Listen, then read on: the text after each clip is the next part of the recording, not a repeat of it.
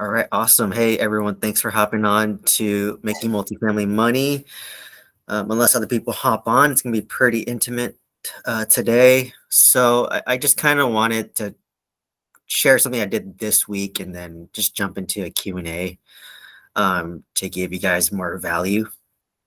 So it's this week or the past week, it's been really interesting for me. As you guys know, I scaled from 0 to 90 units in 5 years. That's basically my story. But to be honest, in 2021, I scaled from about 5 single family homes all the way up to 90. So I basically bought 80 units in 2021. That was during COVID. My interest rates were really low, and it was low inventory. There wasn't much competition, and I was just sending out letters every month for like 6 months, and that's how I got my 2 apartment complexes in my mobile home park. So I scaled really rapidly, and it's impressive, right? To tell people, 5 years, 90 units. Never what I thought. If you asked me like 3 years ago, I'd own 90 units. I'd say first you're crazy, and then number two is you're not working, right? But to this day, I own 90 units. I'm still working full time W-2 as a pharmacy director at a hospital. Um, and I think a lot of lessons kind of hit me. So it was kind of interesting. Like, when you're scaling as rapidly as I did, and maybe Charmaine's might experience this too, but you're just so like focused on the grind. Like, oh, how can I buy more apartment complexes? You're just so focused on doing that sometimes you don't take a step back. You're just so busy and focused. Like, all right, I bought my 26 unit apartment complex. And then like 3 months after that, I bought a 200 lot mobile home park. And then I think another like 5 weeks, 5 months after that, I bought a 20 unit apartment complex. So, as you're going through it, there's a lot of things that I learned just by owning real estate longer, right? Like if you listen to podcasts, that's where I got started.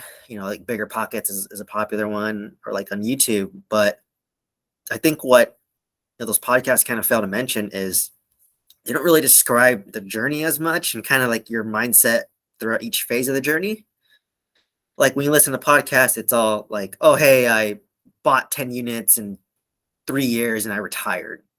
That sounds great, but in reality, that's not going to be your case, right?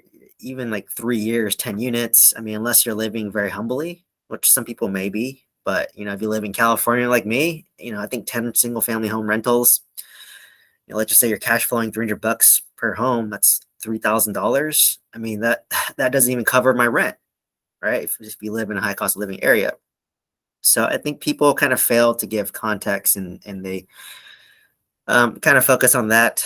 So, like, honestly, going to real estate, I had a very, I guess, rosy, optimistic mindset, which is good to have, right? You got to have that mindset to get you to jump into real estate. But on the other side of it is just kind of like more practical realism, right? Like I've owned, I think, my 26 unit for about a year and a half now, and it took literally, I think, 8 months before renovation started. And then after 8 months, I've been renovating this for about another 8 months. And every single delay hit me, right? Like you're trying to buy kitchen cabinets from Home Depot, they're delayed, right? You're trying to, maybe get a subcontractor from general contractor, they just quit on the job. Now you're delayed. Maybe the holidays just happened, right? And people will take time off during the holidays. So there's just more delays. Or, during the holidays, people don't want to move, right? So if you have available units during November, December, no one wants to move yet. And the people that do move may not be as strong of a tenant, right? Because there's a reason why they're moving. So I kind of feel like no one's kind of putting this type of content out there. So I kind of feel obligated to kind of give the real side, because I think from an outsider's perspective, if I tell them that I own 90 units, it's automatically assumed that, like, okay, you're really rich and you're basically retired. You can do whatever you want. And, I think that may be the case if you gave me these assets another like 3 to 5 years, potentially, yes. But if owning it for about, a year and a half at most, it's gonna take time to get there. And another thing people don't realize is, when you buy apartments, and especially when you're doing value add apartments, like, you're gonna buy the apartment, you're gonna take it over, you're gonna have a lot of tenants stop paying you, they're gonna leave, there's gonna be big things that need to be repaired, and you're gonna start renovating these units. And even if you're cash flowing, whatever, $2,000 a month, I mean, $2,000 ain't gonna cover renovation. You're gonna need about eight to $10,000 per unit, assuming you're doing the full turn, right? Like new kitchen, new flooring, paint, new bathroom. And obviously, if you're doing those renovations, either A, you have the money up front, right? Or B, you still gotta continue working your day job so you can, at least have some income coming in. Because, what I kind of tell in prior sessions is, like, even though I had like $300,000 set aside for renovation for, my 26 unit apartment complex, I had $500,000 set aside for renovation for my mobile home park.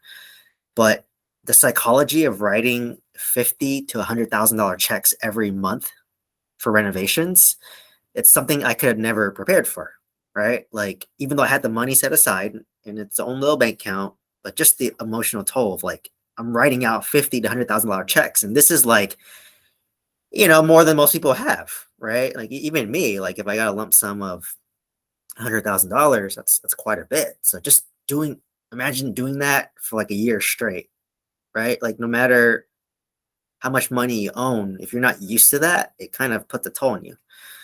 So, that's why I really trying to share that experience to show that, scaling rapidly, while it sounds great, I think there's a more methodical way of doing it. Like, obviously I'm still early in real estate investing. I've been doing it for 5 years, but imagine the next like 5 year segment of my investing career, right? Or even the next 10 years.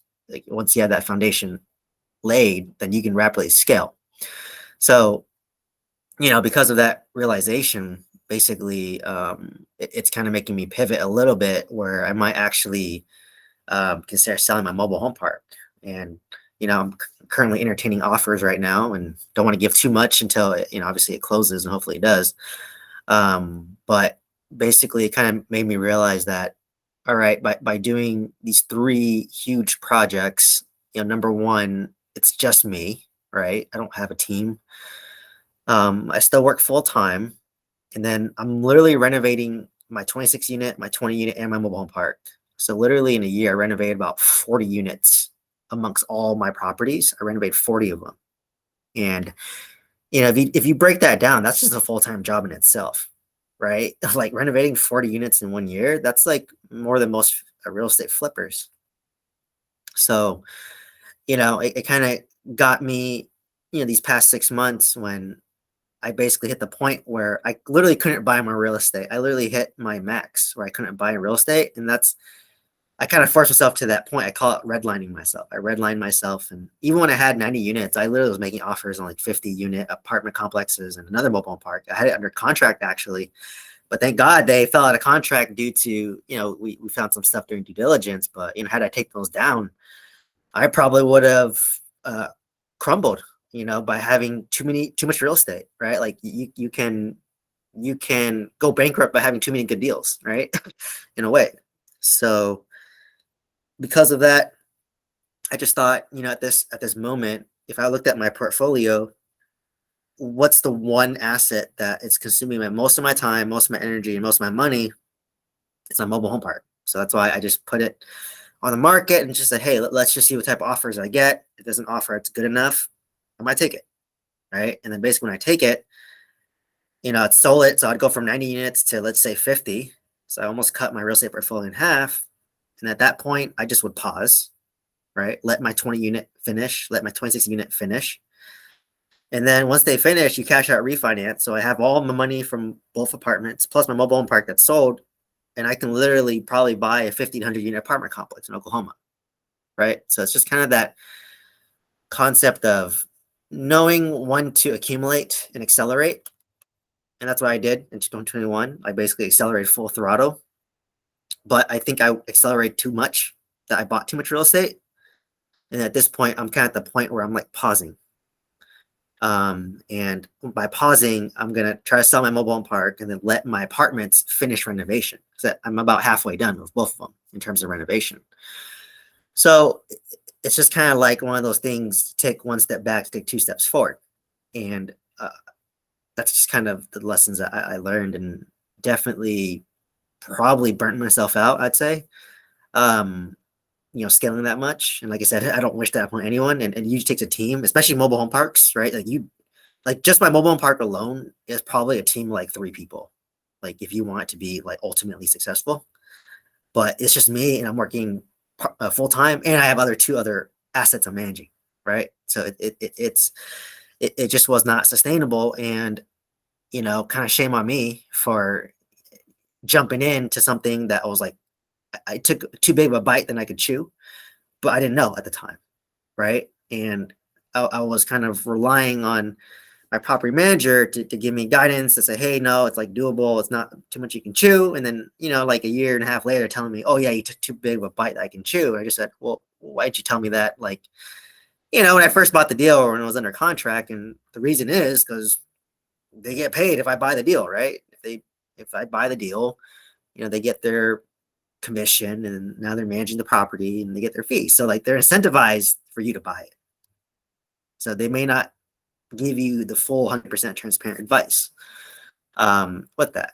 So, it's just kind of the things that I learned, and just by working in the business, and really being in the weeds. So, I feel like this type of information is not really shared, at least from what I've seen. And I consume a lot of content out there about that. And it's kind of a little bit more of the dark side, or more the realistic side of real estate. So yeah, that's just kind of been my thought process. So it's kind of funny where my strategy for the next 6 months is to literally hit pause. And, fortunately for me, time is an asset for me, right? Like if you own a bunch of real estate and you just pause, you still own real estate. So inflation is going to naturally increase the value of real estate. Rents will naturally increase, so naturally get more stabilized. Versus like if you don't have real estate today, in my opinion, it almost becomes a liability, right? Like every year that I wait, real estate gets more expensive. And that's 1 year later that I'm not getting cash flow, and that, interest rates are going up, houses price going up. Like, if I bought real estate in 2013 instead of 2017, I could have bought things a lot cheaper and had more time on my side to let that asset stabilize and cash flow, right? So if it takes 3 years for an asset to stabilize, it's better to get that 3 year clock ticking earlier versus later. So, but yeah, overall, that's just kind of what I've been kind of thinking about maybe the past 2 weeks. And um, that's when I kind of hit pause. That's when I kind of started actually hosting these sessions. It's probably been almost about 6 months now, because I feel like I needed an outlet to get rid of my energy and not buy more real estate. So I jokingly call it, almost like my therapy session in a way, and I can teach people and add value in that way. So yeah, that's just kind of a quick rant. Just want to open up to any questions anyone had about real estate or my journey or just anything.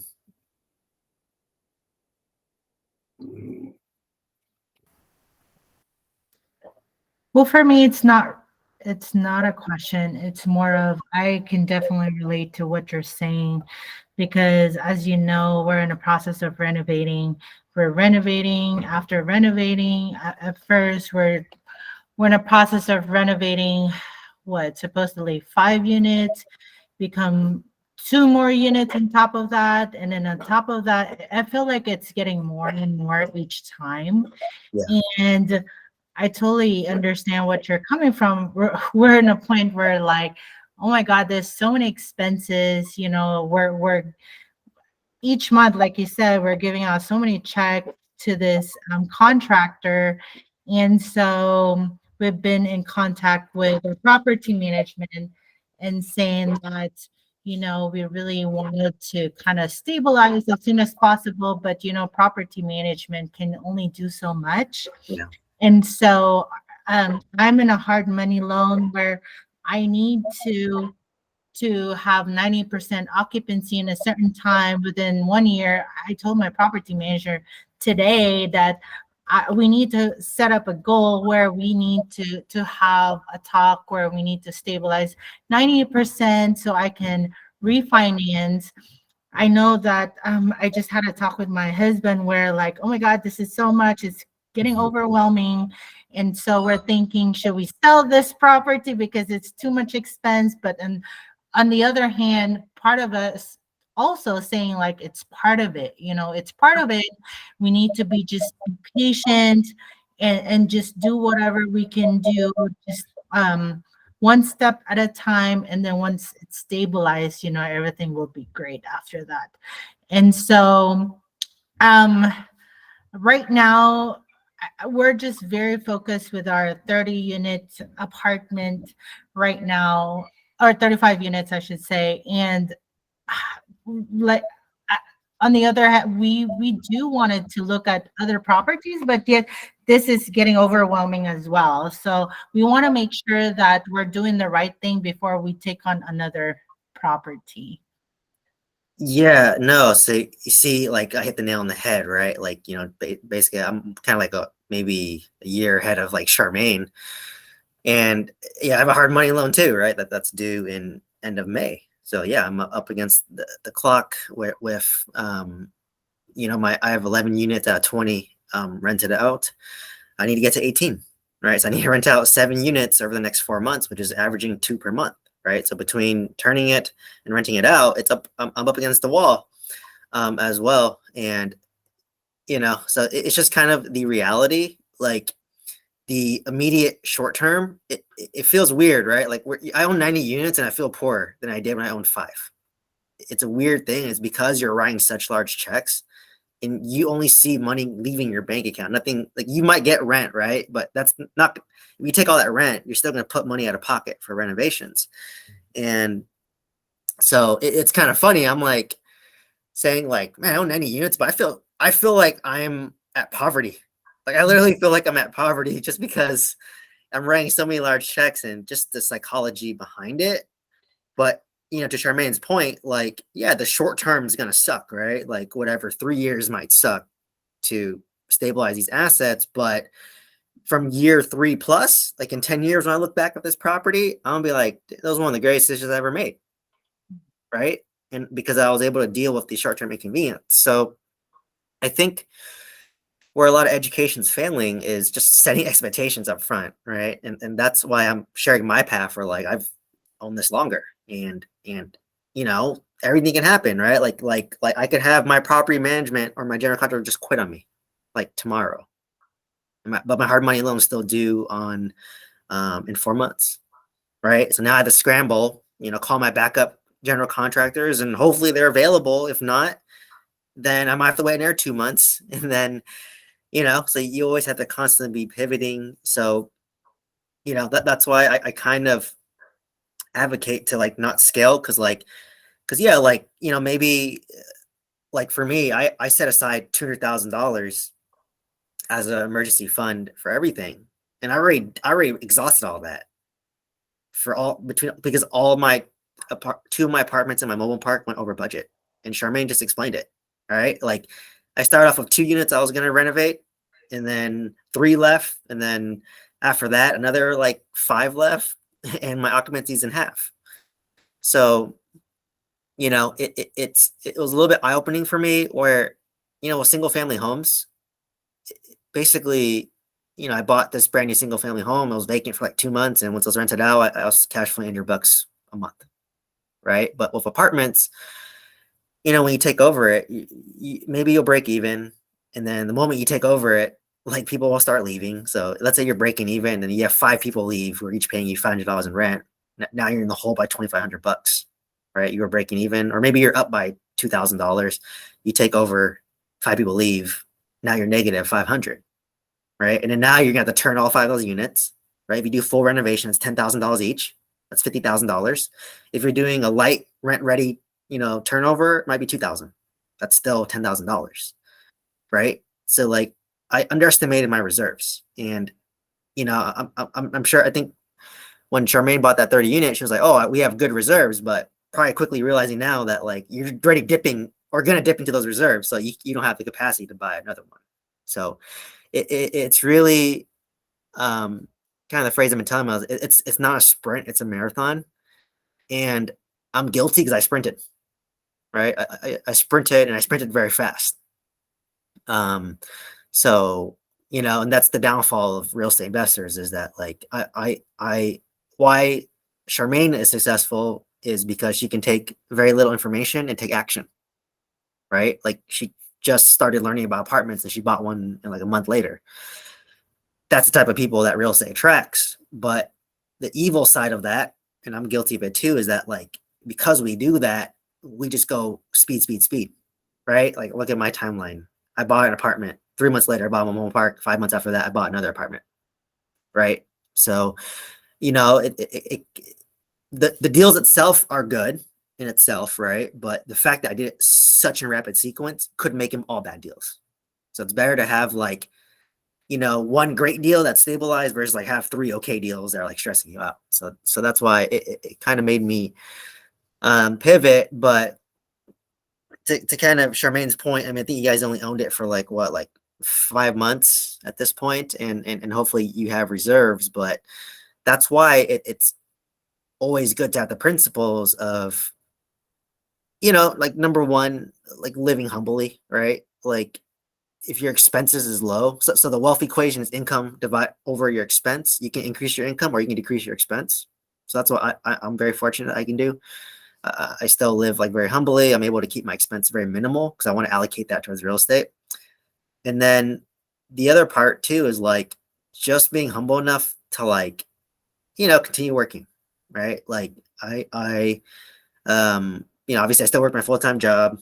I built a course, mentorship, mainly I do all this stuff.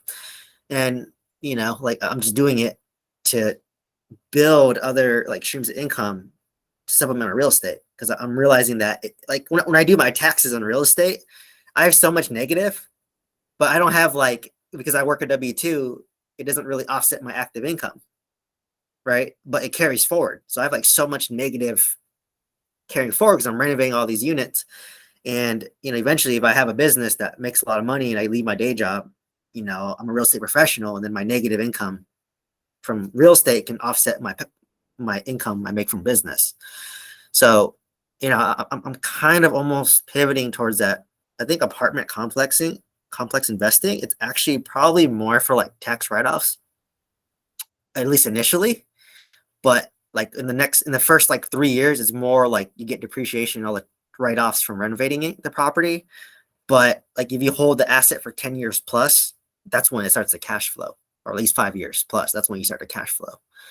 So once I kind of understood that, I just said, oh, geez, like, I wanted to retire from my day job, by 35. I'm 32, and I'm like, that may not be possible, but maybe before 40, it might be possible for me.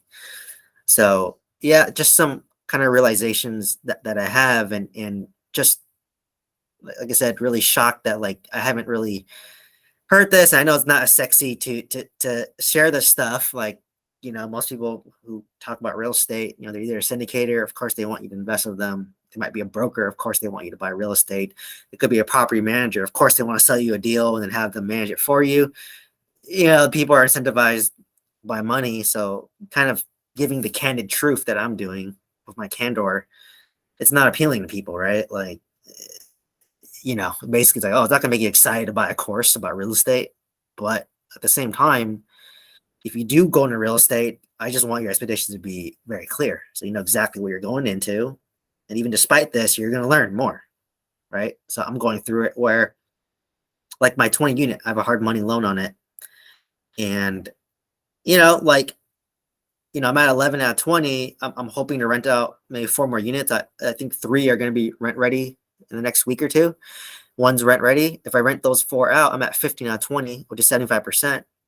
And I need about three more, but I'm gonna start engaging my lender early on to say, hey, like I literally been renting these units. I rented out um, 8 of them in the span of 3 months. This is how much rent I'm getting, and maybe I can sell them the story. So maybe I can do my get another loan on it before my hard money loan runs out because I'm selling them that story of this is what I'm doing. I will continue to do it once I take on the loan. So half of it is like having, showing your proven plan, right? So I've proven that I can, rent out 8 units at $500 a month, and this is how much it's costing me to renovate it, and they may give me expense to renovate. So, um, but yeah, no, thanks for sharing, Charmaine. Definitely echo. I'm going through that right now. Any other questions or comments?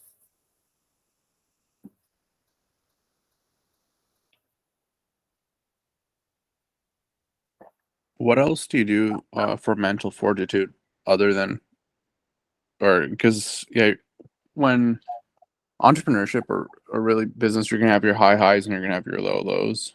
So always having an anchor to kind of just keep yourself grounded really helps. And what do you do, like physical fitness or like mental exercises to kind of like help you cool down, or whether Yeah, great question. Yeah, for me personally, what really helped me was just sleeping earlier. So, for me, I need about 8 to 9 hours of sleep a day, and I probably slightly compromised that, when I was scaling to 90 units. But basically, my goal was to basically, get your 8 to 9 hours of sleep, right? I understand that might be hard if you have younger kids, but and then sleeping earlier. So for me to sleep earlier, I ate lunch earlier, I eat my dinner earlier, and by nature of it, I'm naturally tired by like 9 to 10 p.m. Um, so that's one that helped me. And number two is, yeah, you hit the nail on the head. It is like some sort of physical fitness. So I don't look like it, but I used to power lift quite a bit in my 20s. But when I started scaling real estate and during COVID, to be honest, I lost the habit a little bit because gyms are closed and I lost the habit. So I used to gym like 4 times a week, 1 hour sessions, work out pretty hard, but it was just kind of hard for me to sustain because I'm not as into it, to be honest, as I used to be. But I broke it down to like I go like 5 times a week for 30 minutes. So I just do it more frequently at 30-minute intervals. And it's just more of like resetting yourself because I'm a pharmacist. If you guys don't know, so I know the body, human body, but like when you're stressed, you secrete cortisol, and you want to work out to relieve some of that cortisol. And cortisol causes high blood pressure and all that. So, I do that. And then I think another piece too is, like I said, for some reason, I was in this death sprint to buy real estate. Like my analogy would be like, I felt as if some guy had a gun to my head and they told me, Steven, you had to buy 100 units of real estate or else. Right. For some reason, I had that mentality, and it might have just been stemmed from the fact that like I was a little bit unfulfilled for my W-2 job. I've been in pharmacy for about 10 years now, and unfortunately got laid off twice, so it kind of slapped me in the face a bit. Who would have thought, pharmacists in the hospital would get laid off during COVID? So I think that might have accelerated my disdain towards W-2 lifestyle. But I think with the W-2 lifestyle, I was also having that sprint mentality. That's just the way I am. That's my human nature is I like to sprint full speed. But the reality is you just got to like go at a good pace that you can sustain over years. Right. So, I don't, I used to think that I always had to buy, but now I'm actually like finding solace with like just pausing because like it gets me a chance to step back and assess my portfolio, give me that mental clarity to, determine like, oh, maybe I need to sell this asset, even though I'm pretty buy and hold, to be honest. But it just makes sense for me to sell this to, reduce my stress, give me more capital for, my 2 apartments that I'm renovating because I'm probably gonna need more, as well as, it's easy for me to scale in Oklahoma where I have 2 property managers that are strong versus like do, 2 apartments in Oklahoma and then my mobile home park in Alabama. So just in terms of a scalability standpoint, basically simple scales, fancy fails, right? Like I should just scale in Oklahoma. Why am I in Oklahoma, Alabama, right? It just doesn't make sense. So, I think it's doing that. And then, most importantly, I think it's just surrounding yourself with a like-minded community, which really inspired me to do these sessions as well as kind of create the course and whatnot, was just the kind of, like I said, when you're kind of surrounding yourself with people going through the same, struggles as you, and just kind of hearing from it and learning from people 2 steps ahead, it doesn't make you feel as bad. Because like, I thought like at one point I was like, oh, am I not a good real estate investor? But literally, all my deals I bought, like, I think my first 26 unit, I got $250,000 under market value. It appraised at 250,000 more, and then my 20 unit appraised for $50,000 more. But at one point, I was like, dude, I'm not good at real estate investing. What the? I'm terrible at this. Like, who do I think I am? But it's because of like, the grind of doing it. It's just like, oh my god, like you're just so focused on the grind and stuck in the grind. So I feel like they don't emphasize that. And I'll be honest, when I was buying like my mobile home park, I was like, I had rosy colored glasses on. I'm sure Charmaine had it with her 30 unit. I had it on my 26 unit. Like, you think everything's gonna work out according to plan, and then you own it for like 6 months, and everything you believed is like shattered, and it changed completely. So, I think just hearing it from other people a step ahead of you is beneficial. Like, I'm sure Charmaine is like, oh wow, okay, what I'm going through is normal, right? And then it's expected, and that's why you need people who are in the trenches with you to just be like, oh no, like what you're doing is normal, and probably expect to go up to that deadline where your 1 year hard money loan is due, and at least be able to pitch what you've done to a lender and see what happens, right? Or worst case, you extend your hard money loan and assume you haven't missed payments. So, great question there, Gary. Did that answer that? Yes, it did. Thank you. Cool, great. And any other questions from anybody? What was that saying that he said? The stable scales? Oh, simple scales, fancy fails. I really like that, and it's so easy to get lost in the excitement and enthusiasm of real estate and investment. But it goes back to one of the main core things: discipline. Being able to discipline yourself from all those emotions, being able to just get a proof of concept going, and then scaling on that, and then knowing where and when to allocate your time. Yeah, exactly. And like, it's kind of funny, like the more real estate I've owned and acquired, and obviously as I dive into creating my course and mentorship and all that, like it's so funny, like just the most simple thing is usually the answer, and just doing that for a long period of time is how you become successful, right? Like Warren Buffett is one of the greatest investors ever. Why is that? Because he started investing at 8 and he's like 99. I don't even know how old he is. I think he's in his 90s at this point. He's been investing for 90 years or 80 years, right? And his average return is 20%, which means his money doubles every 4 years, right? So his money doubled, like, what is that? Like 45 or like 20 times, 20, 25 times. So like, as long as you can do it for a long period of time, like there's no way you won't be successful. So that's why I approached of like, it's a marathon, not a sprint. Like just like that childhood story, tortoise and the hare, right? Like the hare ran fast, was distracted, and ended up losing to a tortoise who went slow and steady and just kept on trucking on one step at a time. So it's I hear that all the time, but it doesn't hit home for me until I literally redline myself and had every other shiny object syndrome. So now, the way I describe it is like when you're successful at something, it should be boring. Like I hope I get, like, if I own 300 units in Oklahoma, it's gonna be so boring for me. I know exactly what the rents are. I know exactly what the value will be. I know exactly who's going to manage my property. I know exactly how I'm going to renovate it. It's almost boring at this point, right? I don't even probably, if I own 300 units in my property management company, I probably need to tell them they already know what I want them to do, right? I'm just more calling to be like, hey, like give me an update and anything you need from me, right? So like at the point it gets boring, that's when you have to double down on it. So I just said that, like, like, why am I trying to buy all this real estate in different markets and in different asset classes, when honestly, me owning 100 units myself, that's way more real estate than you ever need, right? Like if you have 100 units and you average $200 or $200 per unit net profit when stabilized in 3 years, that's 20K a month, right? And that's assuming your rent isn't increasing. If you increase your rent by $50 over 100 units, that's $5,000 more a month, right?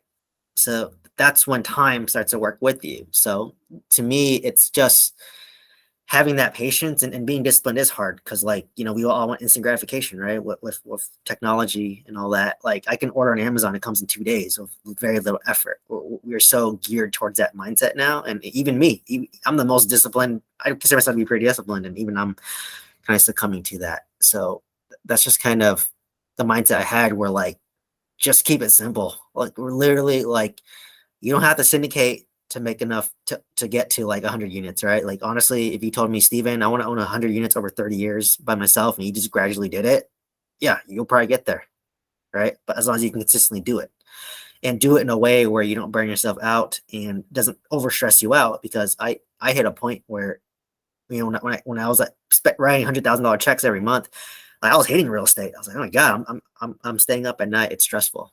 So, yeah, that's just kind of a realization I had there. So great point there, Gary. Any other questions? So you're talking about all the points that stress you out.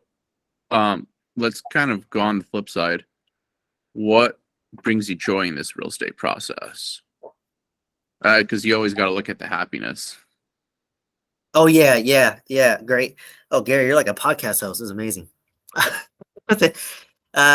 Yeah, so obviously the positive, that's what got me into real estate in the first place. So for me, I was very enamored by the fire community. Like, you know, I thought I had to work as a pharmacist and, you know, work up the corporate ladder. And I moved fast, right? I think 5 years out of school, I was already a pharmacy director, which is one of the highest positions you can get, like, as a pharmacist. And I was only like, I think 27 when I became a director of pharmacy. I'm like, oh my God, I have to work as a pharmacist for another, you know, like 30 years plus to hit 60. And I just thought, okay, that doesn't sound appealing to me. And then once I kind of learned about real estate and, like, just having options and having time freedom, that's what really appealed to me, right? And only in real estate can you leverage, right? Like, I bought a $1 million apartment complex. I put 25% down. That's $250,000 out of my pocket. The bank is lending $750,000. If I want to buy $1 million of Apple stock or Tesla stock, I need to have $1 million. I mean, you could do options, true, but that's a little bit riskier. So that's obviously why I like it. Number two is obviously, you know, the tax benefits of owning it. You know, honestly, if any real estate investor, if you're doing it right, I mean, your taxes are probably zero or negative, just because you have so many losses when you buy value add real estate. Like, you know, I literally spent at least $600,000 renovating these units, and so I'm going to have a fat negative $600,000 minus, you know, the rent I got, but, you know, it's still going to be a fat negative on my tax returns. That's going to carry forward. So if I do make money later, it's going to be offset. So that's another good. And then for me, I just like the option that it gives you. Like, you know, like, let's just say I hit, you know, let's just say 100 units by the time I'm 40, it's stabilized, and I'm cash flowing $20,000 a month. At that point, you know, I have the option to continue working full time if I want to, right? If I like my job, I'm passionate about it, then I'll do it. Or I can cut down to part time, or I just can and quit and don't do pharmacy at all, right? So for me, it's just really the options, and it's too hard for me to look too far forward, because, like, I think what made me a little bit unhappy too was the fact that I focus too much on the future. So if you focus too much on the future, you're not happy, because I'm always thinking, how come I don't own 200 units, even though I own 90 units, right? Like, how come I don't have $20,000 in cash flow today? And if you focus on the past, that's not good either, right? Like, some people are, you know, stuck in the past, and you know, they're depressed or going through some hard times, and they can't step forward. That's not good either. So for me, I try to be more present, but forward facing. So I do a lot of, like, 6-month goals for that reason, where I'm still very present, but I'm looking 6 months ahead because, like, a lot of real estate investors make big declarations. Like, you listen to podcasts, I want to own $1 billion assets under management of apartment complexes. And my statement now is, well, how do I not even want to do that? I might hate that. I might hate syndicating a deal and having investors complain to me, right? So how can I make such a bold statement when I don't really know if I haven't done it yet? It sounds nice to say and it gets you like applause and enthusiasm, but I've never done it. So how do I know? Right? Maybe I'll try syndicating one deal and I might completely hate it or I might like it. And at that point, I'll reevaluate. So there's that. And then, obviously, once your asset is stabilized and you have good property management, the apartment will be very passive. Like right now, like me and Charmaine are very active. Like we're constantly touching it with the contractor, the property manager. But in like 6 months to a year, when we cash out, refinance, everything's renovated, it's all rented out. It's literally like mailbox money. Like every month I get my reports, P&L report from my property manager, and I see money going to my bank account every month, and you should be cash flow positive, right? So like, can you basically suck it up for like 3 years and reap the benefits before? So that's why I said you really have to enjoy the process and not focus on the results, right? If you focus on the results, you'll never be happy, and the results will always move. I want 100 units, 200 units, 500 units, 1,000 units. But if I enjoy the process of like finding real estate deals, stabilizing it, and then doing it in a way that doesn't stress me out, then I'm going to enjoy the process and I can stay in real estate longer, right? Like if I can sustain this pace, I mean, I wouldn't be surprised if I owned like 50 to $100 million of real estate without raising any money, just myself, by the time I'm like 60, 70, right? Like if I continue at this pace. Or I might hit a certain point and I'm like, you know what? I'm good. I don't want to buy any more real estate. I'm kind of good where I'm at, because honestly, once you have a certain amount of real estate or money, like you're not much more happier. Like I'll be honest, if I sold my mobile home park and I have 50 units, I don't think I'll be any happier or less happy because I went from 90 to 50 units, So, um, yeah, so that's why I really like about real estate. It's just really like, it's very steady Eddie. The most millionaires have been made from real estate. Like, if you do real estate long enough, 9 out of 10 investors will make money. With business startups, 9 out of 10 business startups will fail in the first year. So that's what's nice about real estate. And real estate, you don't have to reinvent the wheel. Like literally, it's going to be hard to replace real estate. You need a place to live. I do workforce housing. So, like I said, it's boring. It is not, it's what's really popular.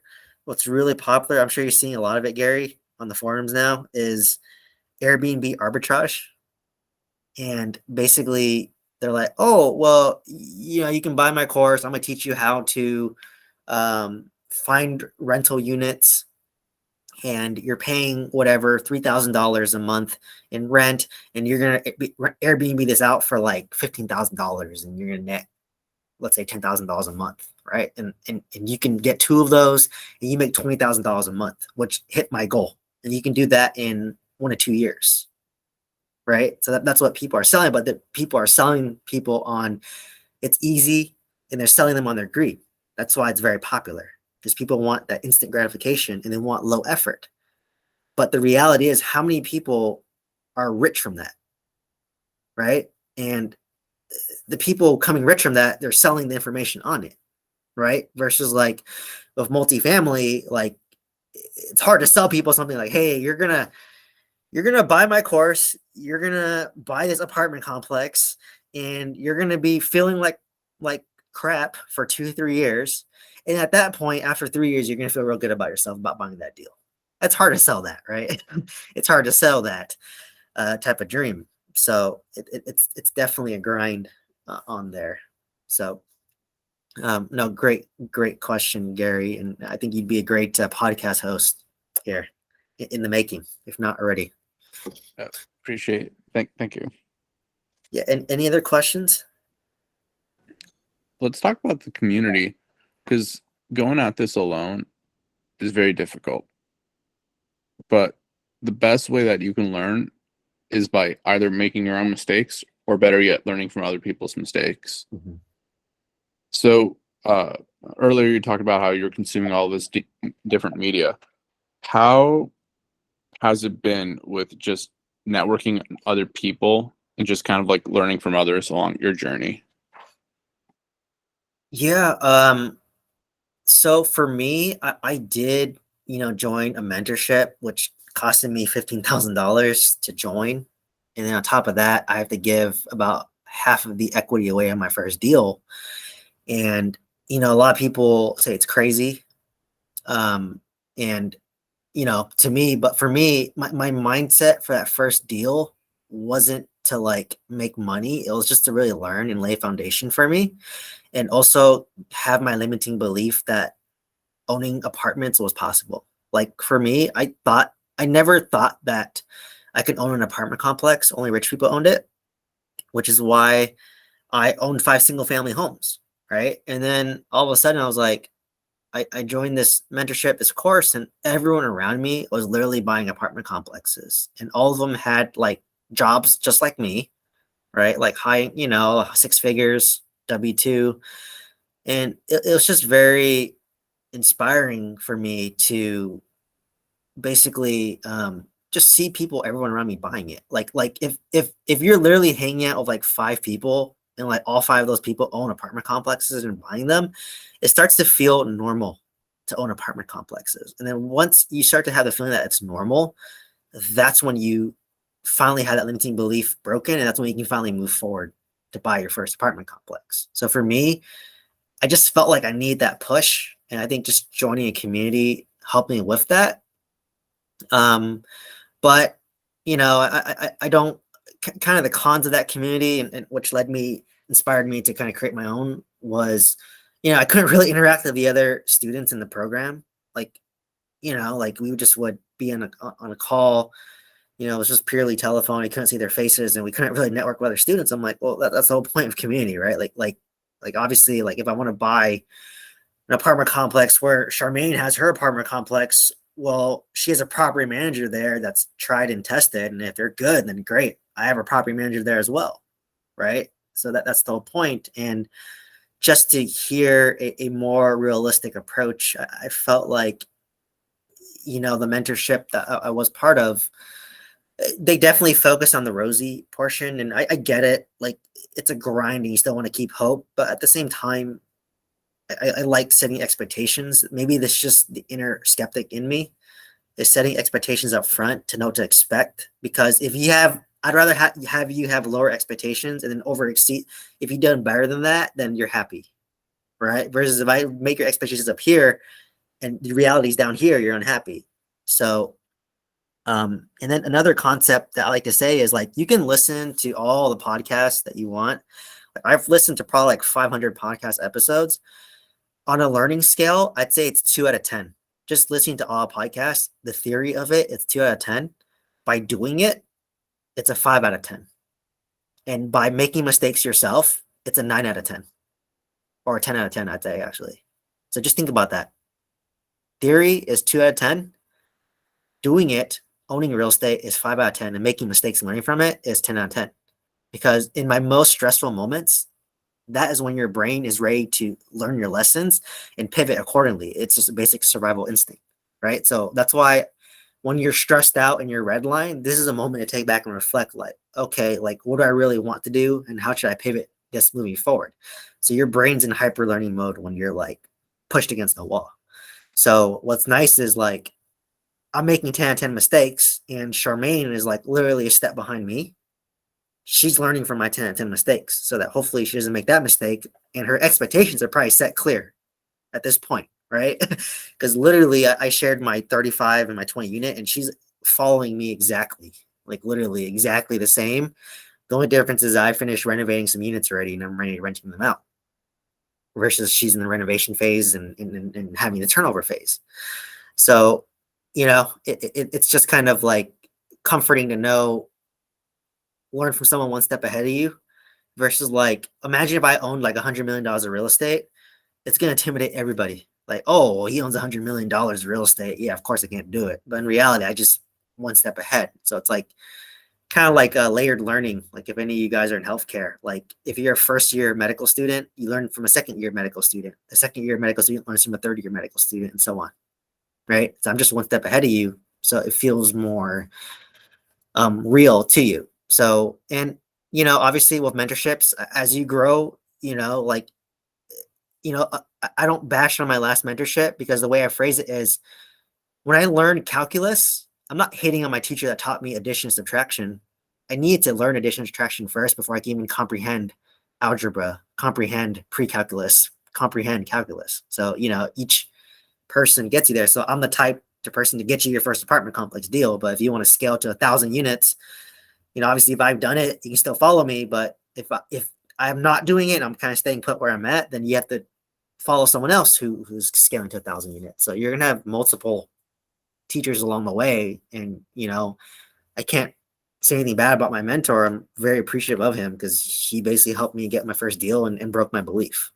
And honestly, that's why I need that's why I need to happen. So I'm hoping to kind of do the same and inspire others there. Great question, Gary. Is that it? Did I answer it? Yeah, and this is a lot of good detail, and this kind of alludes to something I wanted to ask earlier, or well, a topic. It's just being able to share your journey and your struggles, and then other people can easily just learn off it. And I think that's the best growing mentality.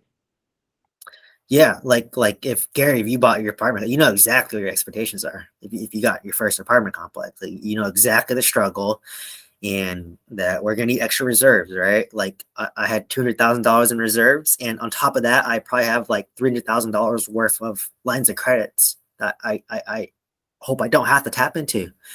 And the reason for that is I just doesn't feel good if I tap into it, but I do have it. So you know that's what's kind of key about that.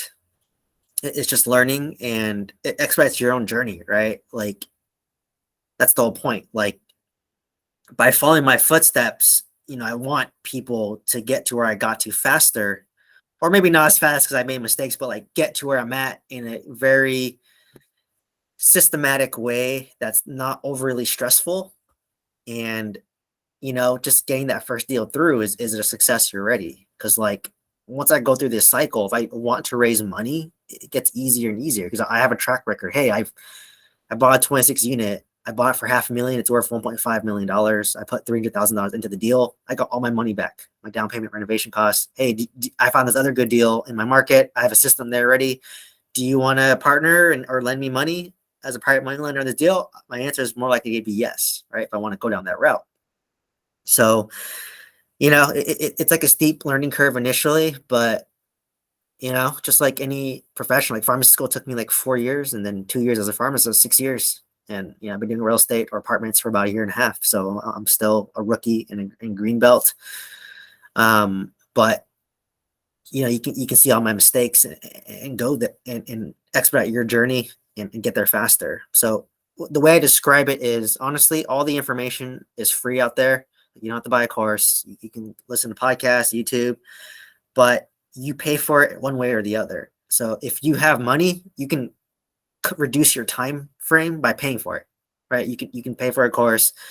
The information is more organized versus like this is more Q&A. It's very A through Z. It's step by step. But if you don't have the money to invest in the course, all the information is out there for free, but you're going to pay for it for time. So it depends what your priority is, right? Like, do you pay for time? That's fine, right? I did that for 2 years. I just listened and learned for free until finally I committed. Or if you're like ready today and you're like, I want to reduce my time because maybe depending on your situation, you might make good money from a business or a job, and then so you either pay in time or money. So just what game you want to play and how you pivot. So yeah, great question there. And it is nice, and I'm trying to find someone kind of like a 200 unit version of me. I haven't found one yet, but most people at 200 units they syndicate, which is why they have it. But I feel like it's a little bit different. So even despite me having mentorship, I'd probably still be open to joining some if there's somebody who's just like a step or two ahead of me and I want to learn. So, even myself, I never stop learning and um, just be humble to learn from others. Don't let it get to my head that I have 90 units, that I'm better than everyone. I'm still humble enough to work my full-time job and not ride the highs. Obviously I try to stay very level minded. Like, when I buy or get a deal under contract or something bad happens, I try to keep a very even keel tone that I don't have the highs and the lows, because you will be hit with the highs and the lows, right? Like, it feels good. But it's not sustainable if you constantly ride the highs and, get distressed by the lows. Great question there. So this is definitely a mindset focused podcast or episode today. Any other questions? We got to save some for next week.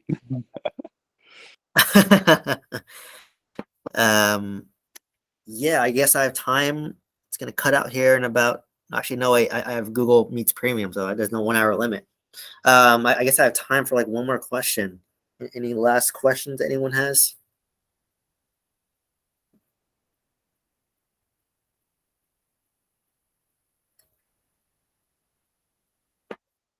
You have any questions, Bosco?